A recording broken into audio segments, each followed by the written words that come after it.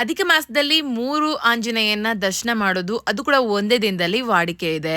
ಕೋಟಿ ಪುಣ್ಯ ಬರುತ್ತೆ ಅಂತ ಹೇಳ್ತಾರೆ. ಆದ್ರೆ ತುಂಬಾ ದಿನಗಳಿಂದ ನಾನ್ ಮಾತ್ರ ವೇಟ್ ಮಾಡ್ತಾ ಇದ್ದಿದ್ದು ಕದರ್ಮಂಡಲ್‌ಗೆ ಆಂಜನೇಯನ ನೋಡ್ಬೇಕಂತೇಳಿ. ಅಂಡ್ ಫೈನಲಿ ಇವತ್ತು ಅದಕ್ಕೆ ಟೈಮ್ ಬಂತು ಅಂತ ಅನ್ಕೊಂತೀನಿ. ಬೆಳಗ್ಗೆ ಬೇಗನೆ ಎದ್ದು ಫಸ್ಟ್ ಮನೆ ಕೆಲಸ ಎಲ್ಲ ಮುಗಿಸಿ, ಮನೆ ಎಲ್ಲ ಕ್ಲೀನ್ ಅದಾದ್ಮೇಲೆ ಸ್ನಾನ ಮುಗಿಸ್ಕೊಳ್ತಾ ಇದ್ವಿ. ಎಲ್ಲಿಗಾದ್ರೂ ಹೋಗ್ಬೇಕು ಅಂದ್ರೆ ಫಸ್ಟ್ ಸ್ನಾನ ಯಾವ್ದು ಗೊತ್ತಾ? ನನ್ ಮಗಂದು. ಟೆಂಪಲ್ ಆಗಿರೋದ್ರಿಂದ ಮೂವರ್ನು ಕರ್ಕೊಂಡು ಹೋಗ್ತಾ ಇರ್ತೀನಿ. ಬೇರೆ ಜಾಗಕ್ಕೆ ಎಲ್ಲಾದ್ರೂ ಹೋಗೋವಾಗ ಎಲ್ಲರನ್ನೂ ಸ್ಕಿಪ್ ಮಾಡಿ ಹೋಗ್ತಾ ಇರ್ತೀನಿ.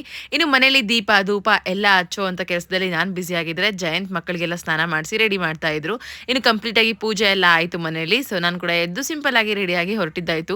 ಕುಂಕುಮ ಯಾಕೋ ದೊಡ್ಡದಾಯ್ತಾ ಅಂತ ಅನ್ಸ್ತು. ಆದ್ರೂ ಕೂಡ ಸಿಂಧೂರ ಇಡೋದಂದ್ರೆ ನಂಗಂತೂ ತುಂಬಾ ಇಷ್ಟ. ಇಲ್ಲಿ ನೋಡಿ, ಹೊರಗಡೆ ಎಲ್ಲ ಹೋಗ್ತಿದೀವಿ ಅಂತಂದ್ರೆ ನಮ್ಗಿಂತ ಒಂದ್ ಹೆಜ್ಜೆ ಮುಂದೆ ಇವ್ರಗಳ ಕಾಲ ಇರುತ್ತೆ. ಹಂಗೆ ನಮ್ಮ ಮನೇಲಿ ಅಲ್ಲ, ಎಲ್ಲ ಮನೇಲೂ ಇದೇ ಕತೆ. ಮಕ್ಳಿಗೆ ಅದೇನೋ ಒಂಥರ ಎಕ್ಸೈಟ್ಮೆಂಟ್. ಅದರಲ್ಲೂ ಕಾರ್ ಬರುತ್ತೆ ಅಂತ ಹೇಳ್ಬಿಟ್ಟಿದ್ದೆ. ಯಾವಾಗ ಬರುತ್ತೆ ಅಂತ ವೇಟ್ ಮಾಡ್ತಾ ಇದ್ರು. ಫೈನಲಿ ನಮ್ ಕಾರ್ ಕೂಡ ಬಂದಾಯ್ತು. ಇನ್ನು ಮೂವರು ಹಿಂದ್ಗಡೆನೆ ಹೋಗ್ತಾರೆ, ಮುಂದೆ ಮಾತ್ರ ನಾನು ಆರಾಮಾಗಿ. ಅದಕ್ಕೆ ನಮ್ಮ ಅಣ್ಣ ಬೈತಾ ಇದ್ದ, ಸೊ ನೀನ್ ಮಾತ್ರ ರಾಣಿ ತರ ಕುಂದ್ ಬಿಡ್ತೀಯಾ, ಎಲ್ಲರೂ ಕೂಡ ಅವ್ರ ಅಪ್ಪ ಅಪ್ಪ ಅಂತ ಹೇಳಿ ಹಿಂದ್ಕೊಂಡೆ ಹೋಗಿರ್ತಾರೆ, ಲಗೇಜ್ ಅಂತ ಹೇಳಿ.